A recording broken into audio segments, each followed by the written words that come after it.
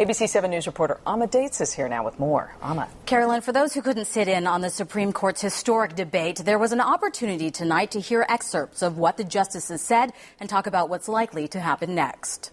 This group of Bay Area residents listened intently during a panel discussion at the LGBT Community Center in San Francisco. They heard some of the oral arguments from the Supreme Court this week about Prop 8 and the Defense of Marriage Act, or DOMA.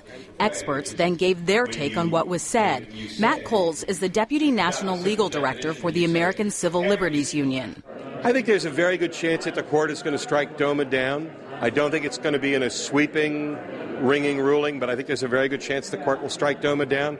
But when it comes to Prop 8, Coles believes it's likely the court will decide the case wasn't properly brought before it because the state didn't appeal. That sends the case back down to the very first court that heard it, district court. But the end result in that case was an order saying that Prop 8 couldn't be enforced. That would mean same-sex couples would be able to marry in California. Amos Lim is already married. He and his husband are proud dads to 5-year-old Alicia, or Allie, as she now likes to be called. We're hoping that Prop 8 gets overturned by the Supreme Court so that, all of Californians who wants to get married can get married, whether you're straight or you're gay.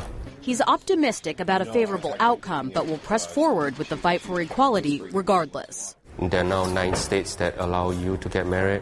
We're not going to disappear. We're just going to be there, and we're just going to keep pushing and fighting for our rights.